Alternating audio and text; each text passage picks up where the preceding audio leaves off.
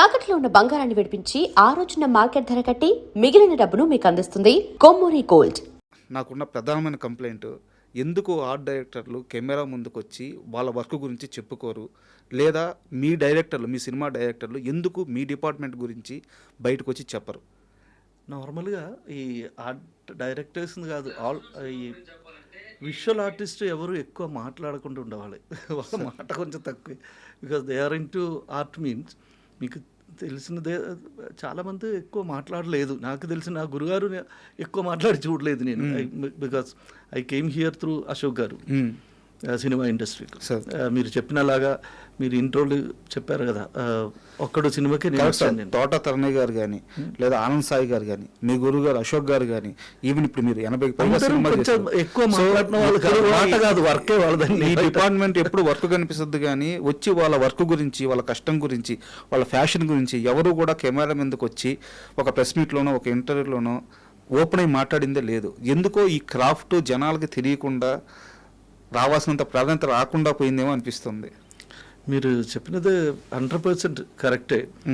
Because ఎక్కువ మన cinema industry ఎక్కువ ఆర్టిస్ట్ మీన్స్ యాక్టర్స్ మీద ఆధారపడి ఉంటుంది, హీరో హీరోయిన్ దాని మీదే. Because this is the industry లెవెల్లో ఒక బిజినెస్ వెళ్ళాలనుండా ఎక్కడ ఫోకస్ చేయాలని ఉంటుంది, ఒక మెయిన్ ఇంపార్టెంట్. సో సినిమా ఇండస్ట్రీకి ఫోకస్ చేయాలని ఉంటుంది ఆర్టిస్ట్ మీదే ఎక్కువ. బట్ ఓవరాల్ ఒక సినిమా మనం మాట్లాడినప్పుడు art department is most important department. Correct. Because మన ఒక డైరెక్టర్ విషన్కు అది విజువల్గా ఒక సెట్ చేయాలి, ఒక ఆడియన్స్ చూడాలని ఉండే ఒక అంబియన్స్ క్రియేట్ చేయాలి. ఆ అంబియన్స్ ఉన్నప్పుడే మనకు అది ఇమోషనల్గా కనెక్ట్ అవుతుంది. కరెక్ట్. ఆ కనెక్ట్ చేయాలని ఉండదు, అది క్రియేట్ చేసిన వాళ్ళే art director. So art director importance is very very high in this particular cinema industry. So ఒక కెమెరామెన్ ఎలాగ ఇదన్నీ క్యాప్చర్ చేసినారు, దాని ముందు ఇదన్నీ రెడీ చేసి పెట్టిన only it will come to the camera. ఆ వాళ్ళు క్రియేట్ చేసి పెట్టిన మనిషి ఆర్ట్ డైరెక్టర్. సో నా దగ్గర చాలా ఇంట్రెస్టింగ్ క్వశ్చన్స్ ఉన్నాయి సార్. నేను ఒక్కడితో మీ ప్రయాణం మొదలైంది. సో ఆ బ్యాక్ స్టోరీ తెలుసుకోవాలి. అరుంధతికి కొంతవరకు పనిచేశాను నేను, ఆ బ్యాక్ స్టోరీస్ తెలుసుకోవాలి. ఇవన్నీ అడిగే ముందు నాకు మీ వర్క్ ప్రాక్టికల్గా ఎలా ఉంటుంది ఒక్కసారి నాకు క్లియర్గా చెప్పండి. ఒక డైరెక్టర్ వచ్చి ఆర్ట్ డైరెక్టర్కి తన స్టోరీ నెరేషన్ ఇచ్చాడు. సో అక్కడి నుంచి ఒక ఆర్ట్ డైరెక్టర్ వర్క్ ఎలా స్టార్ట్ అవుతుంది? ఫస్ట్ ఎప్పుడుంటే కథే, మనం ఒక director vision, he will explain the story. ఆ స్టోరీ ఎలాగ మనం అందరి ముందే తీసుకురావాలి అని ఉంటుంది, డిస్కషన్ అవుతుంది అక్కడ. ఆ స్టోరీకి ఒక ప్లేస్మెంట్ కావాలి, అది ఎక్కడ ప్లేస్ చేయాలి అని ఉంటుంది, వేర్ ఇట్ హ్యాపెండ్, ఇది ఎక్కడ జరిగింది. స్టోరీకి ఒక క్వశ్చన్ ఉంది కదా, మనం 5 W's అని చెప్పిన అలాగే, వేర్, వెన్, వై, ఇదన్నీ మనకి 5 W's. ఈ క్వశ్చన్స్ ఆర్ట్ డైరెక్టర్ మైండ్లో కూడా రావాలి. ఓకే. సో అది ఉన్నప్పుడు ఇది ఎక్కడ జరిగింది అని ఉండదు, ఏది టైంలో జరిగింది, ఎప్పుడు జరిగింది. So these are the important matter always going through, art directors మైండ్లో వెళ్తుంది. సో ఆర్ట్ డైరెక్టర్ దీని మీద బాగా రీసెర్చ్ చేయాలని అవుతుంది. ఒక పీరియాడిక్ మూవీ చేసినప్పుడు he has to research everything. టైంలు ఏమేమి జరిగింది, ఎప్పుడు, ఆ టైం ఇప్పుడు ప్రెసెంట్ టైంలో మనం ఒక సెట్ చేసినప్పుడు పాతకాలం సెట్ చేయాలని ఉంటే మనకు ఆ రీసెర్చ్ కావాలి. ఆ టైంలో ఆ ప్లేస్లో ఏమేమి జరిగింది, డెఫినెట్లీ ఆ ఒక అంబియన్స్ ఎలాగ ఉండదు, అక్కడ ఉండే ప్రాపర్టీ ఎలాగ రావాలి, ఎలాగ ఉండే ప్రాపర్టీ మనం వాడాలి. సో కలర్స్, ఆ టైంలో ఏది కలర్స్ వాడింది తెలియకుండా ఒక మొబైల్ ఫోన్ మనం 1947లో ఎవరి చేతులు పెట్టడానికి కుదరదు కదా. ఆ ప్రాపర్టీ కూడా ఒక ఆర్ట్ డైరెక్టర్ లేదంటే ఆర్ట్ డిపార్ట్మెంట్ కేర్ఫుల్గా పెట్టాలని అవుతుంది. అప్పుడుండే ఫోన్ ఏది, అప్పుడుండే లైట్స్ ఏది, అప్పుడుండే కలర్ స్కీమ్ ఎలాగా, ఇదన్నీ మనం ఒక్కసారి తెలిసినప్పుడే మనకు ఆ పర్ఫెక్ట్ పిక్చర్ ఆడియన్స్ సాటిస్ఫైడ్ అలాగా చేది ఇవ్వాలని అవుతుంది. సార్ ఇదే వర్క్ మాడ్యూల్ని మనం ఇప్పుడు మామూలుగా ఇన్ జనరల్గా మీరు చెప్పారు, నాకు ఒక ప్రాక్టికల్గా ఒక ఎగ్జాంపుల్తో మాట్లాడుకుందాము. దేవకట్ట అనే ఒక కొత్త డైరెక్టర్ ప్రస్థానం కథ తీసుకొని మీ దగ్గరికి వచ్చారు.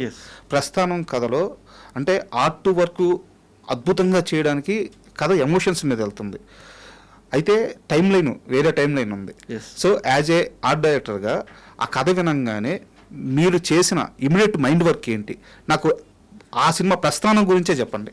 డెఫినెట్లీ. యాక్చువల్లీ ప్రస్థానం టైంలో actually దేవగట్ట also that is his second movie. So his expectation was very high. Hmm. So ఆ టైంలో మనం ఒక డైరెక్టర్ విషన్ ఎలాగా ఉండదు దానిలో యాక్చువల్లీ 2 టైం ఉంది ప్రస్థానం మూవీలు టైం లైన్ చేంజ్ ఉంటుంది దానిలో. సో ఈ మ్యాటర్ అన్ని దానికి ప్రాపర్గా ఒక లొకేషన్ ఎక్కడ చేయాలని ఉండదే మనం ఫస్ట్ ఫైండ్ అవుట్ చేసింది. ఓకే. సో ఆ ప్రాపర్ లొకేషన్ దొరికిన తర్వాత మనకు 50% ఆఫ్ ఆర్ట్ డైరెక్టర్ వర్క్ అయిపోయింది. బాకీ మనకి దానిలో ఏది యాడ్ చేయాలని ఉండదు. After that what we have to add in that. ఇదన్నీ మనం ఒక డైరెక్టర్ తోటి చాలాసారి మనం డిస్కస్ చేసిన తర్వాత ఆయన విషన్స్ ఎలాగా ఉంటుంది క్లారిటీ వచ్చిన తర్వాత most of the things set ఉండా లేదుండా సెటప్ చేయాలని ఉంటుంది. ఇదన్నీ మనం ఒక పేపర్ మీద డ్రాయింగ్ చేసి చూపించిన తర్వాత ప్రస్థానం టైంలో మనకి ఇప్పుడుండే అలాగే ఇంటర్నెట్లో లేదుండా ఆన్లైన్లో చూపి అనేం లేదు. Everything we have to draw and show him. So director ఒక్కసారి సాటిస్ఫైడ్ అయ్యి ఓకే నాకు ఈ కలర్లు ఈ యొక్క ప్లేస్మెంట్ ఈ యొక్క ప్రాపర్టీస్ ఈ యొక్క అంబియన్స్లు క్రియేట్ చేయాలి నాకు ఇంటీరియర్ ఎలాగ కావాలని ఉంటుంది. ఆయన సాటిస్ఫైడ్ అయిన తర్వాత we will go for the work. So ఆ టైంలో మనకు ఒకసారి everything set then we will hour shoot will start. So almost ఆ సినిమా ఒక దేవగట్ట కూడా చాలా మంచి పేరు తెప్పించిన సినిమా. ప్రస్థానం was one of the best prestigious movie in Telugu industry. Correct sir. So we are all I mean cinema మంచి హిట్ అయిన సినిమా ఒకటి. అవును. సో దానిలో ఒక పార్ట్ అయిన కోసం I'm really thanks to దేవగట్ట as well as నాకు కూడా నాకు ఆ ఛాన్స్ దొరికిన కోసం ఐఎమ్ రియలీ థ్యాంక్స్ టు. ఎందుకంటే ఈ కమర్షియల్ టెంప్లెట్ క్యాలిక్యులేషన్స్ ఇవన్నీ పక్కన పెడితే యాజ్ ఏ కంటెంట్గా ప్రస్థానానికి ఒక ప్రత్యేక స్థానం ఉంటుంది. సో అందువల్ల నేను ఎగ్జాంపుల్కి ప్రస్థానం తీసుకున్నాను. అండ్ కాస్త బ్యాక్ వద్దాం సార్. రామోజీ ఫిల్మ్ సిటీ అప్పుడే బాగా ఉధృతంగా విస్తరిస్తున్న సమయం అది. బయట నుంచి వచ్చి రామోజీ ఫిల్మ్ సిటీలో షూట్స్ స్టార్ట్ అవుతున్న పీరియడ్. సో ఆ రామోజీ ఫిల్మ్ సిటీ అనేది రామోజీరావు గారి డ్రీమ్. ఆ ఇనిషియల్ డేస్లో మీరు ఉన్నారు కాబట్టి ఏ రోజన్నా రామోజీరావు గారితో మీరు మాట్లాడడం జరిగింది? కలిసింది మన ఇంగ్లీష్ సినిమా టైంలో he used to come there in the set. ఆ ఫిల్మ్ సిటీ మీద ఆ ఫిల్మ్ సిటీ మీద ఆయన విజన్ ఎలా ఉండేది సార్? అంటే ఎలా చూసేవారు దాన్ని? అదొక గ్రేట్ డ్రీమే కదా మనకు. మనం ఇక్కడ ఇండియాలో ఉండే each and every person will get proud of Ramoji Film City. Why? Because ఒక తెలుగు వాళ్ళకు మన గర్వం మనకు ఒక I mean that is our prestigious ఒక industry place that is Ramoji Film City, world famous. అదొక వ్యక్తి ఒక ఇమాజినేషన్ అండ్ హిస్ డ్రీమ్. ఇదన్నీ ఇంత పెద్ద ఒక డ్రీమ్ మనం ఇండియన్ సినిమా ఇండస్ట్రీలో ఒక చాలా పెద్ద ఛాలెంజ్ మ్యాటర్ అది. That time all world of movie whole world movie was focused here. That was his dream also. ఆ టైంలో చాలా వరల్డ్ సినిమాలు even foreign cinema also he invited here. But later I don't know why that ఆ project ఆ foreign cinema project cancel అయిపోయింది అక్కడ. But they made so many movie పార్ట్నర్షిప్లనే Ramoji Film సిటీలో జరిగింది. But that was a university like I mean a person like me, no, Ramoji film city is a institute actually. అక్కడే నేర్చుకున్నదే చాలా matter. అక్కడ నుంచే నేను యాక్చువల్లీ సినిమా మీద ఇంట్రెస్ట్ స్టార్ట్ అయింది. సినిమా నేర్చుకున్నదే అక్కడ నుంచి. తర్వాత I came to central university and joint that film and television production course ఉంది ఇక్కడ హైదరాబాద్ సెంట్రల్ యూనివర్సిటీలో. I completed that course. That was 2 years, I think, 1 year certificate course, postgraduate diploma in television production. So adi cinema tarvata cinema it's a different world. I want to work in that world in petti nenu course నేర్చుకున్న టైంలో ఒక్కడు cinema start అయింది. I mean Telugu film industry. ఆ ఒక్కడు journey గురించి చెప్పండి.